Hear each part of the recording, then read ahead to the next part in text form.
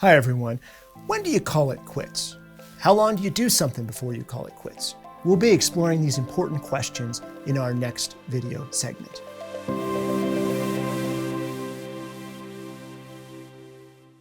Hi everyone. Welcome back to Bryan's Business World and our series of When to Call It Quits, Part 2. The topic of today's segment is time. Specifically, how long or short you have done something, i.e. the time you have invested in something.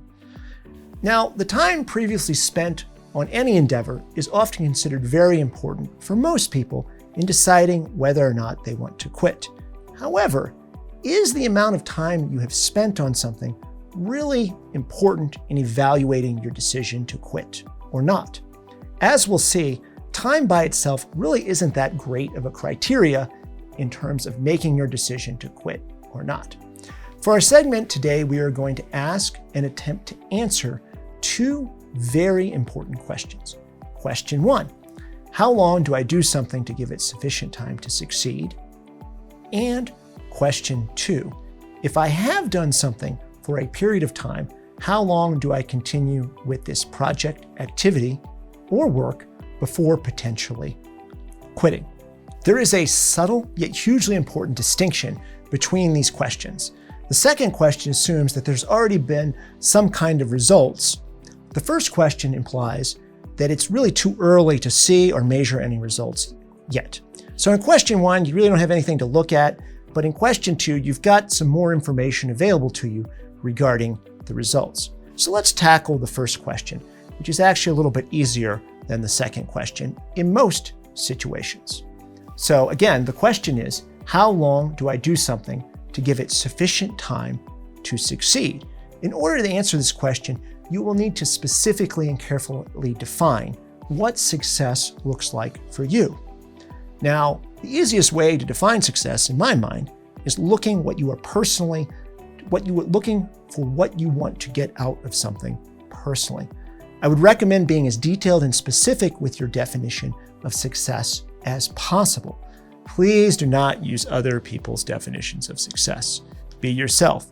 We have all kinds of definitions of success foisted on us or imposed on us by other people. Drive this car, buy a house in this kind of neighborhood, get this type of degree. So those often are other people's definitions of success. They're not your definition of success.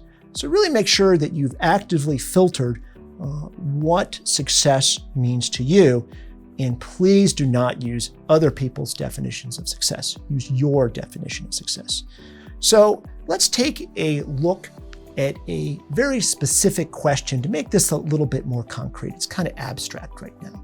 And the question is this: how long is it necessary to allow someone to have a successful career as a carpenter, actor, engineer, or doctor? 5 years? 20 years, 40 years. The amount of time to allow someone to be successful in one of these fields almost entirely comes back to the definition of success.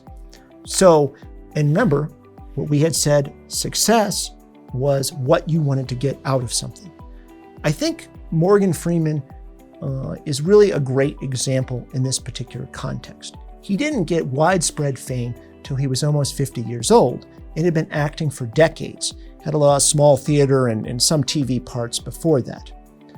I believe Morgan Freeman kept going after decades because it was part of his personal definition of success to be an actor, to be doing acting, to be making a living in any way possible doing acting.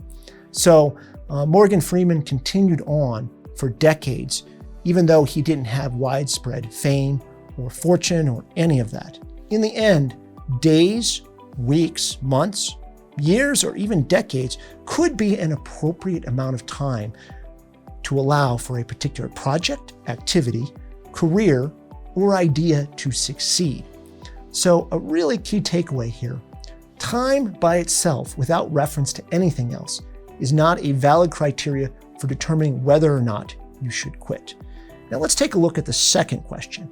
And again, for refresher purposes, the question is, if I have done something for a period of time, how long do I stay doing this project, activity, or work? Again, you will need to specifically and carefully define what success looks like to you in this situation, and then cross-compare the results that you have available to date. In the second question, as we discussed, there are more results and more data that is available to you. I would also make sure that you consider regarding the second question, if there's any future investment required for you to continue with the activity or project, as I think that point is extremely important in considering whether or not to stay in something.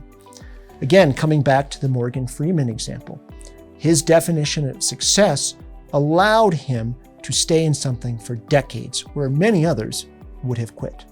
And that's why I think Morgan Freeman went on. So everything will come back to the definition of success in the particular situation, and again, for you personally. So the takeaway for today's segment: the examination of the amount of time spent in the past regarding any decision to quit is dependent on and entirely referential to many other factors, as we'll discuss in future episodes. By itself, the amount of time you've spent on something doesn't provide much information or help to us in making our decisions. I hope you've enjoyed our video segment today and look forward to speaking with you soon. Thank you.